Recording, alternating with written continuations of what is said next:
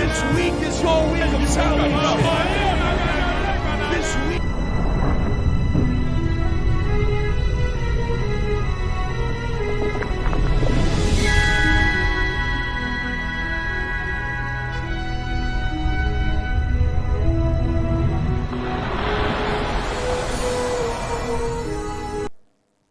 Voilà, salut à toutes et à tous et bienvenue à Plein Salut, votre émission qui est le témoignage du salut de Dieu selon la parole de Dieu. Nous avons depuis quelque temps, nous parlons du pardon de Dieu et aujourd'hui nous allons nous entretenir sur un thème que j'ai intitulé « Comment restaurer sa communion avec Dieu ». Je vous reviens dans un instant. Restez.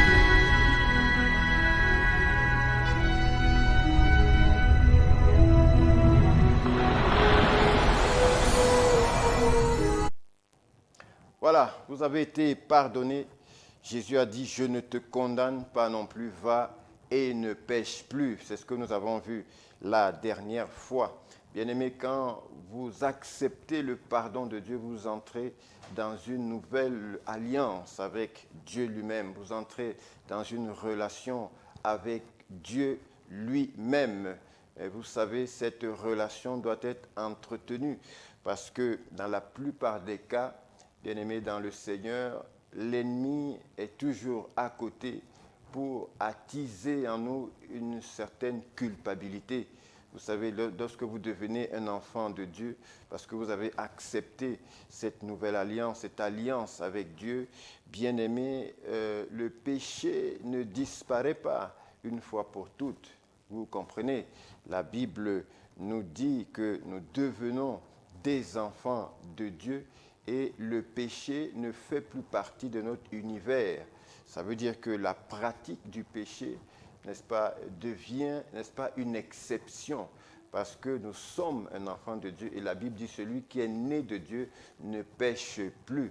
Mais il peut vous arriver, n'est-ce pas, de pécher, il peut vous arriver, n'est-ce pas, de tomber, il peut vous arriver, n'est-ce pas, de commettre un péché, juste une action de péché, mais, n'est-ce pas, la nature du péché ne fait plus partie de votre être intérieur parce que Jésus a dit qu'il a ôté les péchés et Jésus a dit qu'il ne se souviendra plus de tous vos péchés. Jésus a dit qu'il nous a fait grâce de tous nos péchés. Donc il peut vous arriver, n'est-ce pas, de commettre juste un acte ou deux de temps en temps. Et dans la plupart des cas, beaucoup d'enfants de Dieu, n'est-ce pas, qui sont, n'est-ce pas, nés de nouveau, n'est-ce pas, connaissent ce dont je parle. Et ce que ça produit souvent dans les cœurs, c'est que beaucoup se refroidissent et beaucoup fuient la présence de Dieu.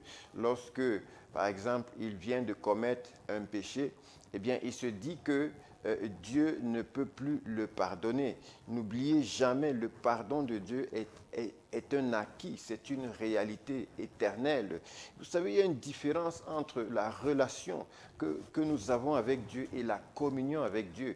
Vous voyez, quand vous devenez un enfant de Dieu, vous entrez dans une relation avec Dieu. Cette relation est éternelle. Cette relation ne peut jamais se briser. C'est comme, n'est-ce pas, quand vous êtes avec votre propre enfant, bien-aimé dans le Seigneur, n'est-ce pas? Avec votre enfant, la relation que vous avez avec votre enfant est une relation qui ne cessera jamais, sinon à la mort. Donc c'est une relation qui est permanente, n'est-ce pas? De la même manière avec Dieu, notre relation avec Dieu, elle est permanente. D'ailleurs, dans Hébreux, au chapitre 13, verset 5, la Bible déclare que Dieu dit qu'il ne nous délaissera point et qu'il ne nous abandonnera point. Donc, c'est une réalité, n'est-ce pas? Mais il y a ce qu'on appelle la communion.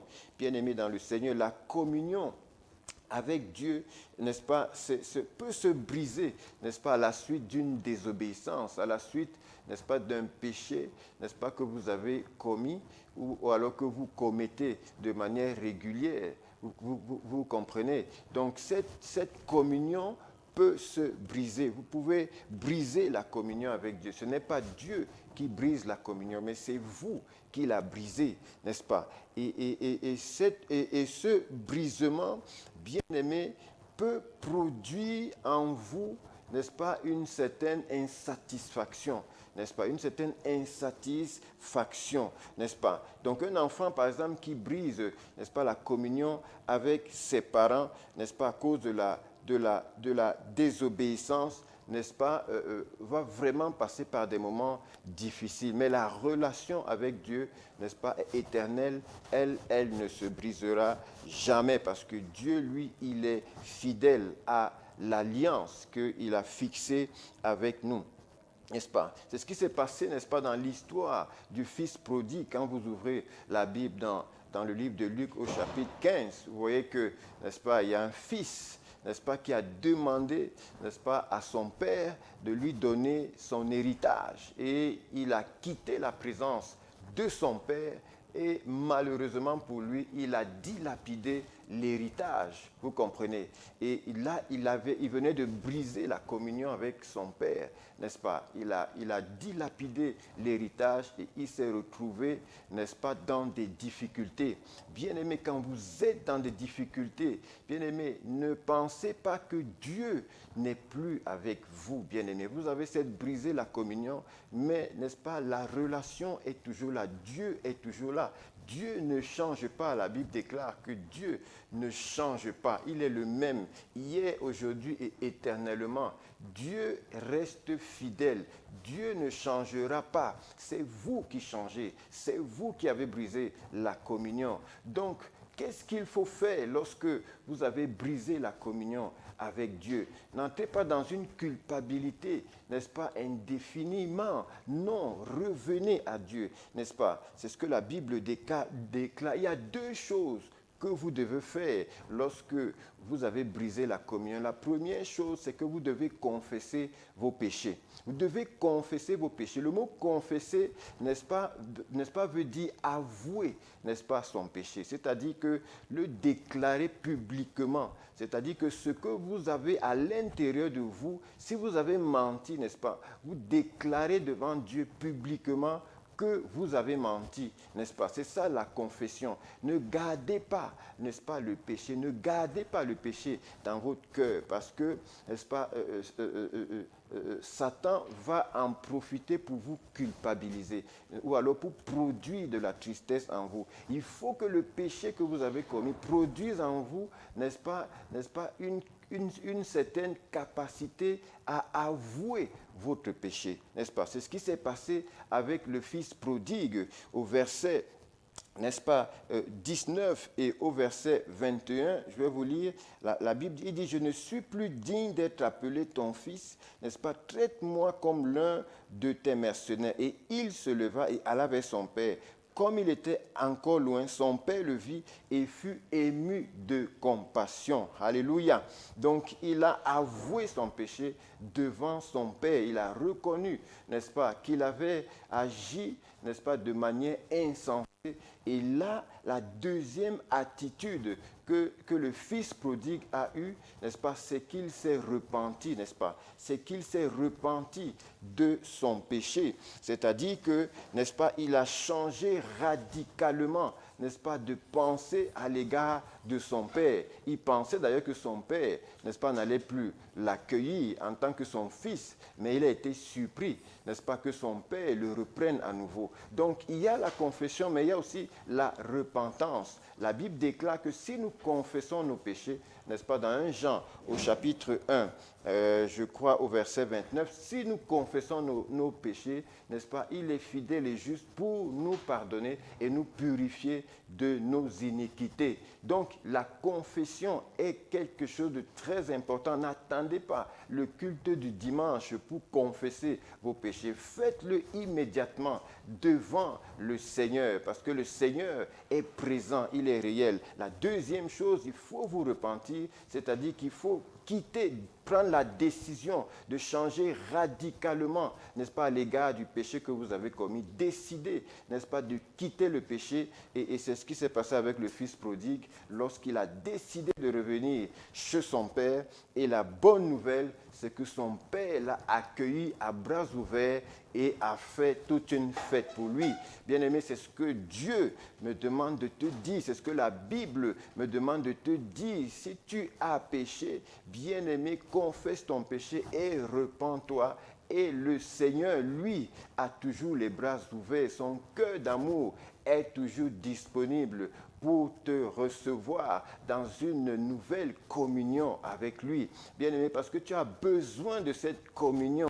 Cette communion te produit en toi une certaine capacité, n'est-ce pas, pour pouvoir aller de l'avant. Donc, bien-aimé, ne reste pas sur ton péché. Ce que je suis venu te dire, n'est-ce pas, dans cette émission, c'est que, n'est-ce pas, la possibilité de restaurer ta communion avec Dieu est possible et cela dépend de toi. Ne t'assieds pas sur ton péché. Bien-aimé, Jésus-Christ nous a déjà pardonné. Le pardon de Dieu est éternel. Le pardon de Dieu est spirituel. Le pardon de Dieu est comme une rivière qui coule, n'est-ce pas, et qui nous donne la vie. Bien-aimé, nous avons été pardonnés et notre relation avec Dieu ne souffrira, n'est-ce pas, d'aucun défaut, mais c'est la communion avec Dieu qui est souvent brisée dans la plupart des cas. Donc revenez à Dieu, revenons à Dieu dans une nouvelle communion avec lui,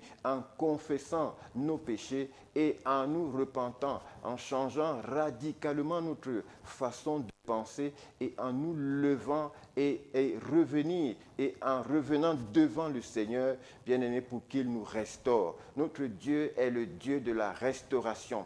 Il restaure quelqu'un, n'est-ce pas, en ce jour. Si tu entends cette voix, laisse-moi te dire que le Seigneur te restaure. Reçois cette restauration. Reçois cette restauration. Si tu as, n'est-ce pas, confessé ton péché et si tu t'es repenti de manière sincère, n'est-ce pas, évite ce péché, quitte, n'est-ce pas, évite les endroits, n'est-ce pas, qui te permettent ou alors qui facilitent, n'est-ce pas, ce péché. Évite ces endroits, évite les situations, n'est-ce pas, qui peuvent te pousser à produire, à commettre le même péché, n'est-ce pas? Prends ton temps dans la présence de Dieu, dans la communion avec Dieu. C'est dans cette communion que tu es restauré, que le Seigneur te restaure, que sa main te restaure, que sa face te restaure, parce que notre Dieu est un Dieu bon.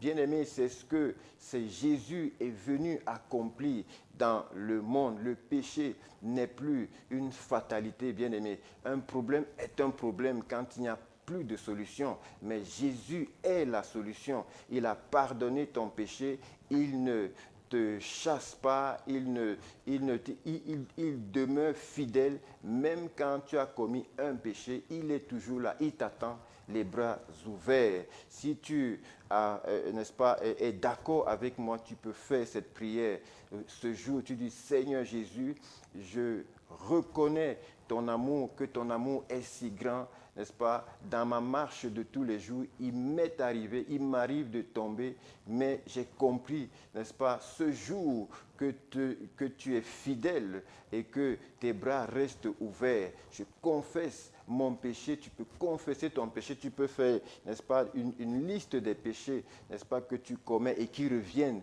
tout le temps. Bien, tu avoues ces péchés, n'est-ce pas, dans la présence de Dieu et tu prends la décision de ne plus les commettre, toujours dans sa présence. Bien-aimé, il est fidèle, le Saint-Esprit est fidèle, il va te donner la force, il va te donner la capacité, n'est-ce pas, pour pouvoir, n'est-ce pas, éviter à l'avenir ce genre de péché. Bien-aimé, si tu as fait cette prière de manière sincère, la communion est rétablie entre le Père et toi et tu peux continuer à le servir, n'est-ce pas, de manière sincère, sans culpabilité, dans le nom de Jésus.